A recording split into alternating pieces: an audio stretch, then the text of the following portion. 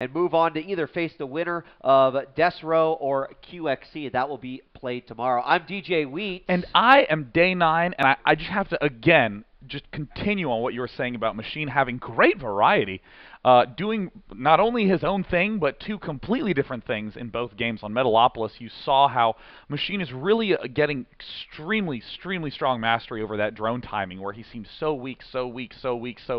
Huge 4-gate push comes, just enough drones to defend, or excuse me, just enough roaches to defend, right. And then a minute later, 25 roaches, counter push, immediate win. And that's the exact way you want your Zerg play to look. And Machine wasn't doing some sort of big counter all-in on Metalopolis. He was taking the third. He went back to making drones. He was getting the Hydralisk Den up. Great play. Yeah, he's just had exactly the right combination to go ahead and attack and assault his opponent. It's worked out very well. And, of course, what are these guys playing for? We got the 16 top players from North America. They're going to be playing for not only cash, but the option to face the final boss at the end. First place is $1,000 and the chance to go after the MSI GT660 laptop. Second place is going to be $500. Third place, $250. And, of course, the MSI GT660 laptop is what we're using to obs the games. We also use it in our production as well. There you can see it right there. One of these players could be the proud owner of this laptop, but of course they've got to get through the final boss of the whole internet. Idra, yes, the Kraken.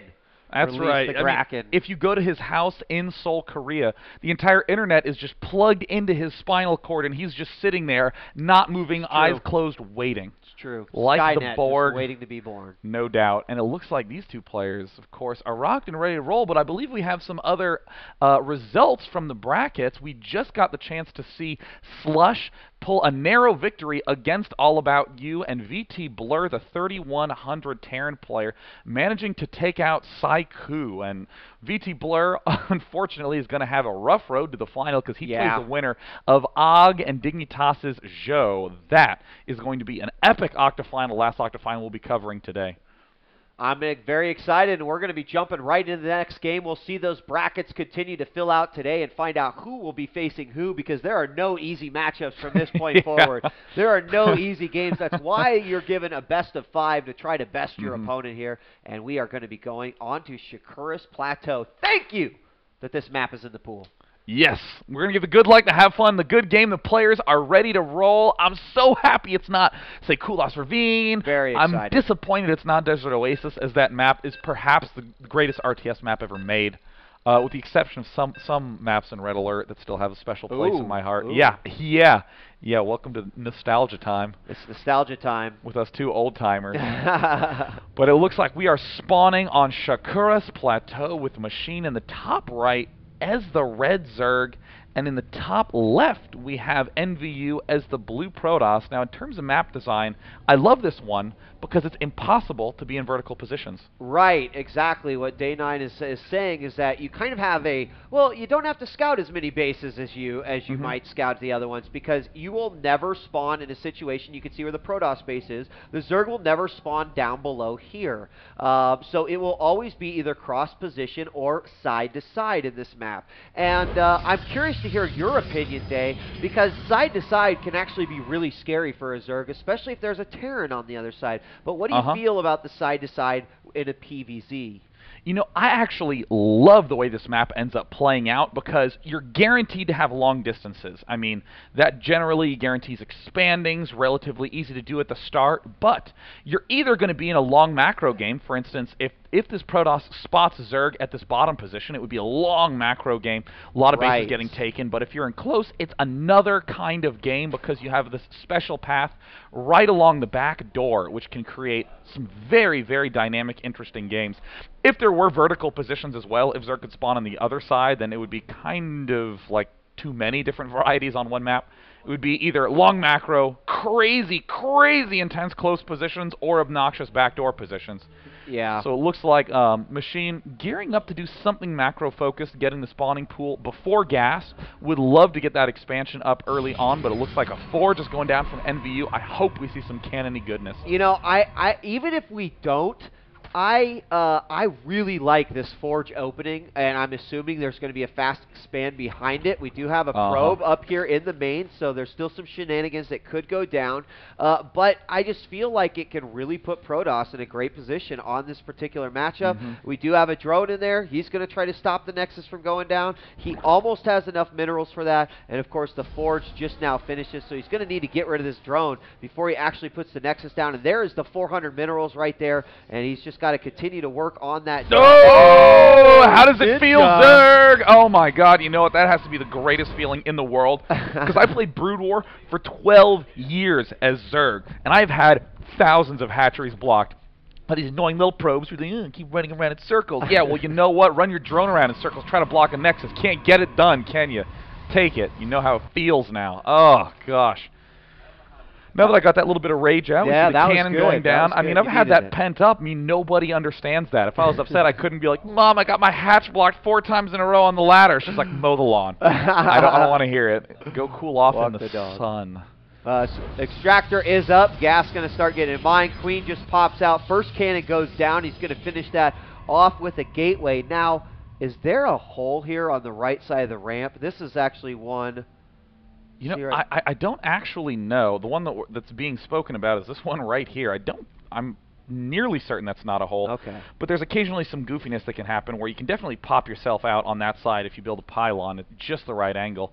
Fortunately, it looks like Machine is not even going to be going for any sort of early bust, as he is a late-game focused player. But, oh, it looks like he forgot a second queen. Oh, very unlike him. The second queen only just now starting. Yeah. And the supply block. Ooh, Machine making some essential mistakes at this early phase in the game. MVU, though, looking very comfortable, now getting a lot of probes up. It looks like his gateway is just finished. He's going for a cybernetics core, still leaving a big gaping hole at the entrance. And I'm curious what sort of transition he's going to be going for. Yeah, at this point, when you're on 2 base, you have a lot of options here. You can see all we really have is the Forge, the cannon, the gate, and the Psy core. So there is still a lot that can happen. Probe is still in this base because there's no queen there. There, finally, the queen pops. It's still going to get a look at what's going on. It sees that there's no lair yet. He sees that he's just pumping out drones at this point. And Zergling speed, I'm guessing he probably saw the pool shimmering too. So he's got a great idea what is going on in the Zerg camp. Looks like no extra geysers going down yet for NVU, save this one at his expansion. This could be a huge gateway push timing coming up. The magic number is 38 probes. I'm going to be keeping an eye on that to see if he stops with it. A lot of Protoss players love doing this. They macro up just the right amount of workers and then go only warp gate. Notice there's just one zealot out. It's the only thing on the map. A second zealot coming up as well. Layer going down for Machine now. 2 geysers, 1 spine crawler going up, but pretty calm play from Machine. He only has 1 ling on the map. Yeah, he does. That Ling's doing his job. The rest of the scouting he's either doing with Overlords or he's checking the towers. Of course, that 1 Ling was just taken out by the Zealot. And over on the other side, 2 quick gases coming up at the natural. He's also fully populated the gas up at his main, too. So, obviously has some plan in mind. And look at this, getting the Ventral Sacs upgrade right now. And a Hydra Den. So, again, seeing some dynamic play coming out of Machine right here. And I think he actually put these in pretty good positions too. Nothing's going to get up that ramp, I do not believe, with the Lings and the Spine Crawler. So he's going to have an OBS out, and right now we're nowhere near that. +1 attack coming out for the Protoss, and he's got a couple more gates going up as well. Well, you know, I actually really like this play by NVU. He's not doing the 6-gate all-in style. He's just doing a gentle 4-gate push. He's going to have a lot of money that he can use to do another expansion, to do a little bit more teching, and Zerg is definitely going to be on the back foot, but, I mean, Machine really having some uncanny good Hydraless timing. Look at the Hydras coming out right as these warp gates end up finishing. Yeah, I like that too. And we've got some Zealots, a couple Stalkers coming out for NVU. Now, we saw him move out before in previous games versus Machine, and he pretty much chose to attack or position his army in a wrong way. So I'm curious to see what he's going to do at this point. He's going to have 2 spine crawlers to deal with by the time he gets to this ramp. And then, of course, you got a lot of Hydras in the back. And that upgrade is about ready to finish for the for the range as well. Additionally, we've also got the Overlord speed going as well. So I expect some sort of drop to come into play here. Protoss is going to peek in, sees exactly what's going on, and is like, I don't want to fight here. And, oh, he's now getting a whole bunch of sentries. The first sentries out of the entire game. That's a very interesting push. Double robo. Looks like he's first going to invest in an observer, but it's going to be very, very devastating for Machine if for some reason a whole bunch of Colossi come out all at once. But MVU's got to be really careful. He's scouting around, and the drop is now moving in towards the main, and all his units are at the exact wrong side of the map. He needs to begin warping in more units. He's getting supply blocked. There's the Robo Bay going down. But now it looks like all these Hydras are swinging around the top side. Only 10 Hydras and 8 Zerglings in there. But MVU has no idea that it is coming. Yeah, I thought, you know, he moved his whole army to the towers, and I thought, well, maybe he does know. Now, he is going to have vision with this pylon. There you can see it coming in right now. No. Oh, my God. The pylon's going down right here, and the robotics bay could be in danger as well. Totally out of position here. What a devastating loss right there for MVU. He's going to lose a ton of probes. He's having to pull everything back, and it is a long walk. There is a hole on the right side. We can confirm that right now, but losing all of these robo facilities and the support bay, I mean, Machine is doing the smart thing, target firing these pylons first, and it looks like a whole nother slew of Zerglings is coming in. Now the Gateway forces are finally arriving. I think MVU might barely have enough to take it out, but he is low on food. He is trying to throw down some good force fields. Looks like he's going to rip through those Hydros in the front, but there are still 7 in the back. More Hydros getting unloaded. There's the warp in of more Stalkers. MVU is inches away. No! He ends up throwing out the good game. Oh, Machine with a convincing 3-0, doing strategies that I'm certain MVU was not used to being up against. That was solid. Wow. Totally out of position right there. Took it forever. Even had the creep dropping inside of his base. Yeah. Took out the Robo Bay. All that thing did was build an observer. Nothing else. Robotics Bay. It went down as well. So that was a very, very nice time to attack. It didn't have to break down the rocks to make that. You know that's what he wanted to go for, kind of that quick Hydra. Well, why not go for the sack upgrade and just drop that?